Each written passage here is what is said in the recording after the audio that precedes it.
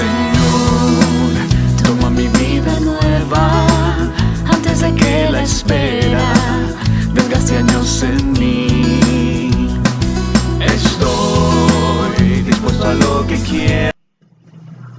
Muy buenos días, mi comunidad del CAE, compañeros, discípulos y misioneros que nos estamos preparando aquí en este proceso de caminar para seguir a Jesús. Bienvenidos a este quinto encuentro en el que estamos trabajando el Evangelio de San Lucas como un camino y una propuesta de discipulado. En esta segunda parte del curso vamos a centrarnos en fragmentos del Evangelio, en diferentes perícopas que nos van a ayudar a comprender mejor nuestro camino de discipulado, nuestro proceso de seguimiento a Jesús. Cada uno de los fragmentos que vamos a estudiar, vamos a leerlos en una clave discipular. Vamos a mirar cómo nos van aportando en nuestro proceso de seguimiento, cómo nos van aportando en nuestro camino de seguimiento hacia Jesús. Y hoy vamos a empezar este proceso de análisis con una perícopa compleja. Se lee en el domingo 20 del tiempo ordinario y es del Evangelio de San Lucas, capítulo 12, versículos del 49 al 53. Ustedes saben que las Biblias a los fragmentos, a los pedazos, a las perícopas les ponen unos nombres. En esta que tengo aquí, que es la Biblia de nuestro pueblo, se llama Jesús, causa de división, pero voy a leerlo del leccionario. Entonces, tome nota para que lo trabajemos en oración. Lucas capítulo 12, versículo 49 al 53. Dice así: En aquel tiempo dijo Jesús a sus discípulos: He venido a prender fuego a la tierra, y cuánto deseo que ya esté ardiendo, con un bautismo que tengo que ser bautizado, y qué angustia sufro hasta que se cumpla. ¿Piensan que he venido a traer paz a la tierra? No, sino división. Desde ahora estarán divididos 5 en una casa, 3 contra 2 y 2 contra 3. Estarán divididos el padre contra el hijo y el hijo contra el padre, la madre contra la hija y la hija contra la madre, la suegra contra la nuera y la nuera contra la suegra. Palabra del Señor. Gloria a ti, Señor Jesús. Texto contradictorio en el que se nos presenta a un Jesús que se describe como causa de división. Y nosotros diremos en nuestro seguimiento de discípulos: pero Jesús no viene a traer unidad, Jesús no viene a enseñarnos que tenemos que amarnos, Jesús no viene a proponernos un proyecto de comunidad.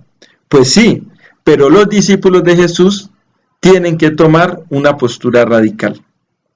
Y eso, en un mundo relativo, causa choques.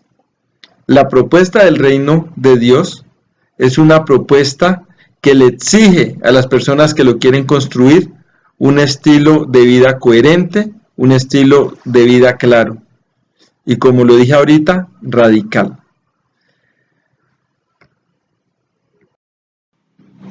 Por otra parte, el texto nos da algunos elementos que nos sirven de clave para un seguimiento cristiano. Nos dan varios elementos que nos ayudan en nuestro caminar hacia Jesús. El primero es el fuego. Jesús dice: he venido a traer fuego y ya deseo que arda. Ya deseo que arda. Ese fuego es la promesa del Espíritu Santo. Muchos lo leen como la promesa del Espíritu Santo, que si recuerdan en el libro de los Hechos de los Apóstoles, en el capítulo 2, se nos narra en Pentecostés cómo el Espíritu Santo baja en forma de fuego, llamas de fuego sobre los apóstoles.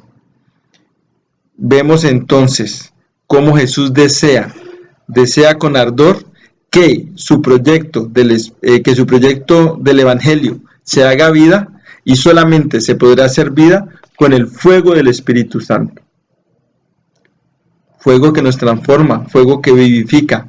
En las culturas antiguas, el fuego es un elemento purificador y que renueva la tierra. Las culturas agrícolas de nuestra tierra y de la época de Jesús, cuando iban a purificar la tierra, le prendían fuego para que se recreara otra vez. La misma mitología griega nos habla del ave fénix, un mito bonito, en el que es un ave inmortal. Cuando llega a su ciclo final, se enciende, se consume y vuelve a nacer de sus cenizas. Este fuego entonces no es un fuego que destruye.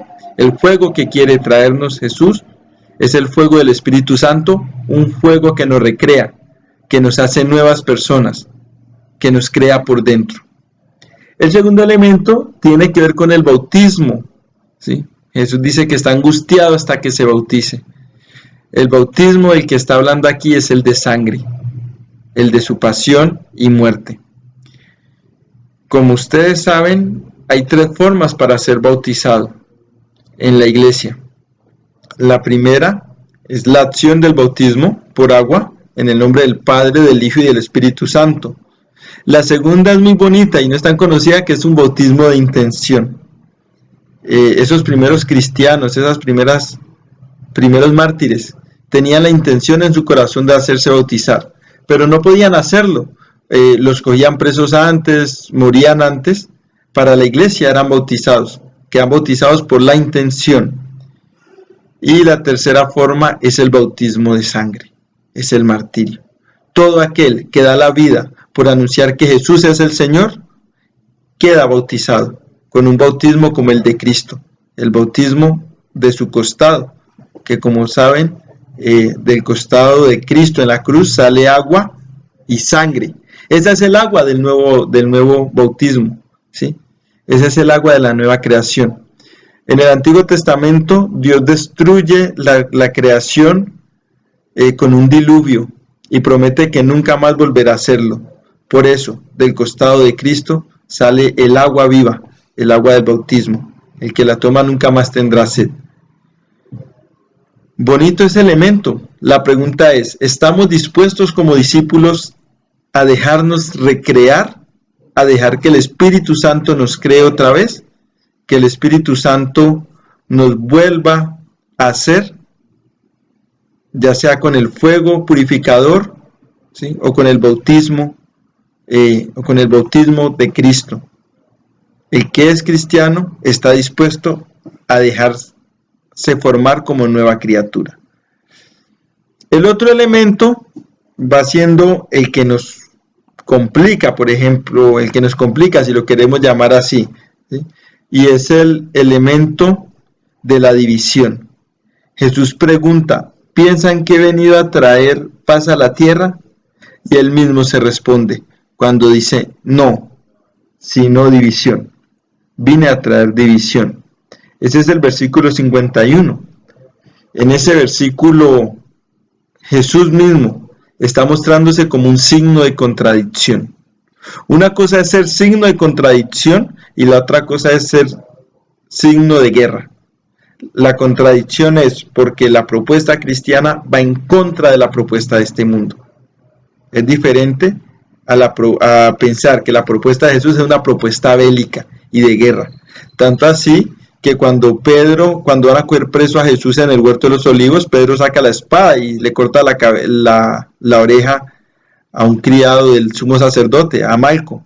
Y Jesús le dice a Pedro que suelte la espada. Y le da una frase muy bonita que muchos usan hoy en día. El que a hierro mata, a hierro muere. No, Jesús no viene a traer guerra, viene a traer división, que es distinto. Estamos en un mundo relativo, con una fuerte tendencia relativista. Y algo relativo significa que no tiene una postura clara, puede cambiar. El relativismo ético lo que nos dice es que no hay cosas buenas o malas. Todo depende del color del cristal con que se mire. Todo depende del punto de vista en el que se emplee para ver esa opción. Jesús dice, no, un cristiano no es relativo. Un discípulo de Cristo, un discípulo mío, tiene una postura clara frente a las diferentes realidades que lo rodean. Y eso es lo que causa división. Voy a poner un ejemplo del relativismo ético. Acciones que son malas se quieren hacer ver como menos malas.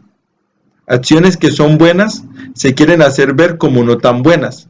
Eso es la propuesta relativista. En un ejemplo claro, vamos a hablar de un tema contradictorio, el aborto. El aborto, un tema que afecta a muchas sociedades, a muchos países del mundo actual. Y entonces, en los países en los que es legal el aborto, lo quieren hacer ver menos malo, por ejemplo, si es violación. A la pobre mujer la han violado, y la violación es un crimen tenaz, un crimen condenable en todos sus aspectos. Pero fruto de esa violación surge un embarazo. El embarazo es un embarazo no deseado. La pregunta es, ¿el hecho de que ese embarazo sea producto de una agresión le da la vida, le da la posibilidad a las personas de quitarle la vida al niño que viene en camino? No, la vida es un principio fundamental y en el reino de Dios se preserva, se cuida. En el proyecto cristiano, la vida es el valor fundamental y nadie tiene el derecho a quitarla. Y eso causa escozor, eso causa división. Cuando un cristiano quiere tomar una postura radical, el mundo se le viene encima. Un ejemplo de algo que no es malo y hoy en día se hace ver como menos, de algo que es bueno, y por el relativismo ético se hace ver como menos bueno, es el tema de la fidelidad conyugal. Cuando un hombre está enamorado de su esposa y dice a sus compañeros, a sus amigos, quiero ser fiel, lo primero que le dicen es, te embobaste, ya no te están gustando las mujeres, pues es que sos bobo. Una opción buena, la de la fidelidad, se hace ver por el relativismo ético como algo no tan bueno. Y una opción mala, como la del aborto, se hace ver por el mismo relativismo como algo positivo, que no es tan malo. Y es complejo. Por eso Jesús dice, vengo a traer división, distinto a vengo a traer guerra. Porque la propuesta y el proyecto cristiano son proyectos de paz, son proyectos de amor y de justicia. Ustedes como discípulos deben prepararse para tomar una postura clara, una decisión radical frente a la propuesta del mundo, y es, ¿la tomo o no la tomo? Jesús en sus discursos dice, mi reino no es de este mundo. No es porque sea extraterrestre, es porque los reinos de este mundo proponen una ambigüedad, una traspolación de los valores. Lo que es malo a veces es bueno, lo que es bueno a veces es malo. Y el proyecto cristiano es radical y es claro. Por eso hay que conocerlo. Tenemos que conocer a Jesús para seguirlo. Tenemos que conocer a Jesús para saber qué nos está proponiendo. Tenemos que conocer el proyecto para tomar una postura clara. Ahora bien, esta actitud del capítulo 12 de San Lucas también la encontramos en Mateo capítulo 10, versículos 34 al 36, en el que Jesús dice también que viene a traer división. Pero no es una postura nueva. Seguramente los autores sagrados de Mateo y de Lucas la ponen para hacer ver el cumplimiento de la promesa de Dios. El profeta Miqueas en el capítulo 7, desde el versículo 5 hasta el 7, describe una serie de acontecimientos que sucederán en el fin de los tiempos, en la plenitud de los tiempos.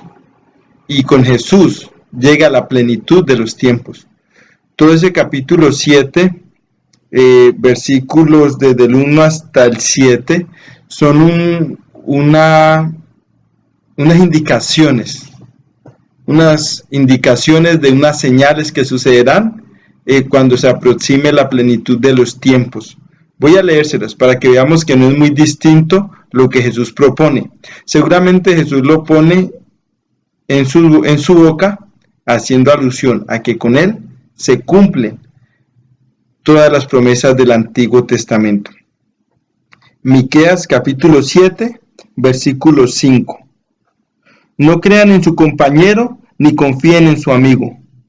Cuídate de la que se acuesta contigo, porque ahora el hijo insulta a su padre, la hija se rebela contra su madre, la nuera contra la suegra, y cada cual tiene por enemigo a las personas de su familia.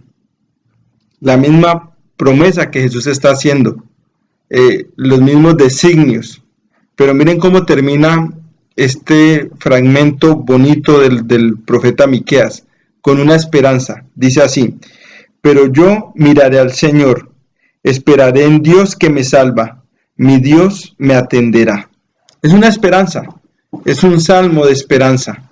Dice que a pesar de la división, a pesar de la pelea, a pesar de que me ataquen, si mi opción es radical, Dios no me desamparará. Y no puedo dejar de pensar en la promesa que Jesús hace a sus discípulos, cuando dice: yo estaré con ustedes todos los días hasta el fin de los tiempos. Así hayan contradicciones entre ustedes, así los ataquen, así los injurien. Esta misma promesa la vivieron los mártires de los primeros siglos y la siguen viviendo hoy. Se convierten en signo de contradicción social. En Colombia, por ejemplo, cuando alguien quiere anunciar que algo está mal y quiere proponer resultados, es más fácil aniquilarlo. Y por eso tantos líderes sociales mueren y mueren cada día. Estos son los ejemplos de la contradicción que Jesús propone. No una contradicción violenta, o no una contradicción porque sí. Es la contradicción que genera la persona radical en su seguimiento de Jesús. La persona que quiere construir el reino de Dios. La pregunta entonces para reflexionar sería: ¿estamos siendo coherentes con nuestro seguimiento de Jesús? Lucas nos está dando un camino de seguimiento. ¿Lo estamos cumpliendo bien? Que el Señor los bendiga en su intención de caminar hacia Jesús, ¿sí? Y que el Espíritu Santo los acompañe y les dé la fuerza para ser radicales y decirles sí al proyecto cristiano. Que el Señor los guarde.